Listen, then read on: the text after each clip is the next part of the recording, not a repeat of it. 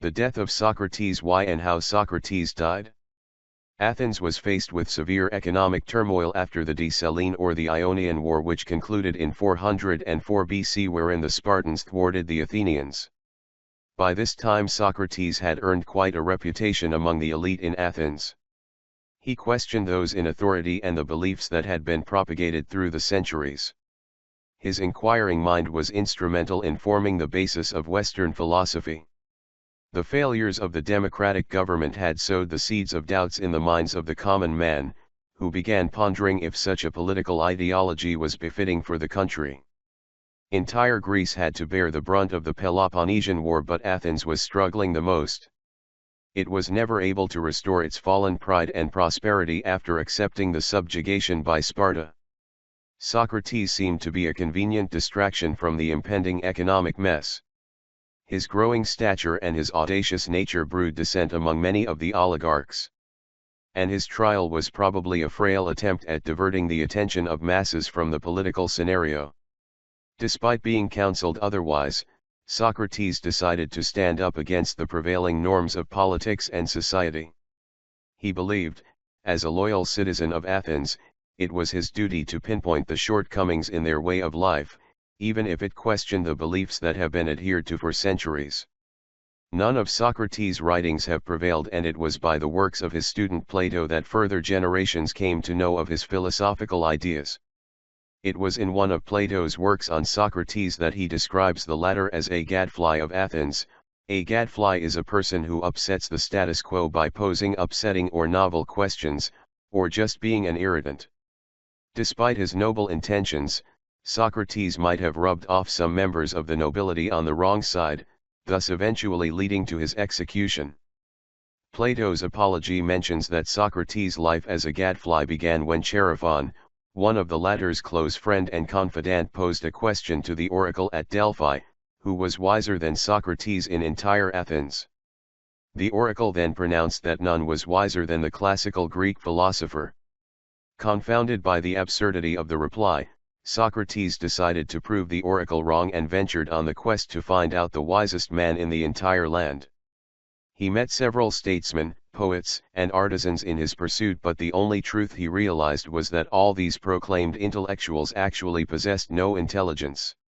Socrates finally came to the conclusion that the oracle's prediction had been right. As he was the only one who was aware of his lack of wisdom, he was indeed the wisest among all men who were intoxicated by a false sense of intelligence. The public humiliation caused to the wise people of Athens whom Socrates had interviewed during his quest was the reason he was put to trial. The intellectuals accused him of wrongdoing and impiety. Despite his extensive defense, the Dicists pronounced him guilty on both counts.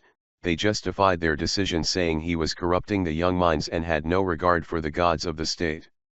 When given the chance to propose his own punishment, Socrates suggested a wage paid by the government and free dinners for the rest of his life instead, to finance the time he spends as Athens' benefactor.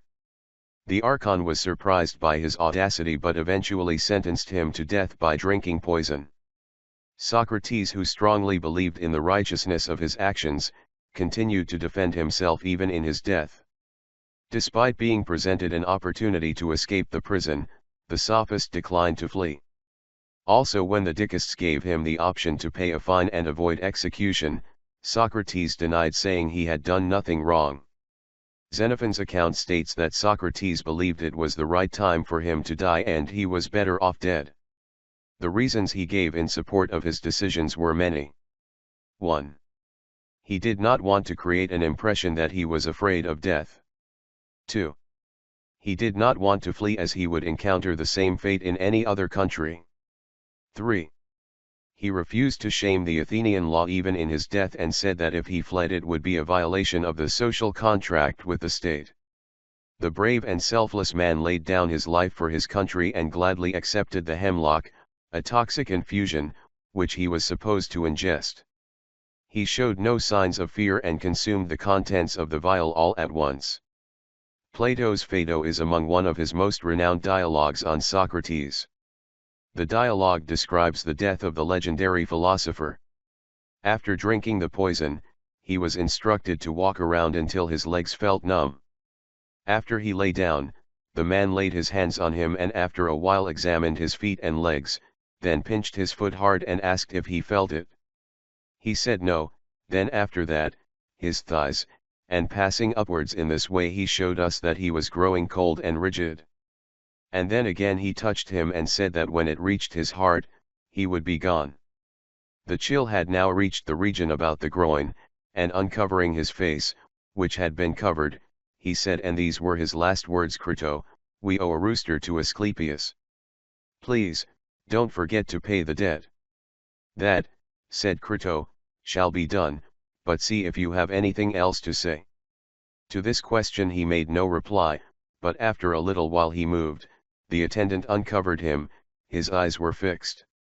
And Crito, when he saw it, closed his mouth and eyes. There have been several interpretations of the last words uttered by Socrates.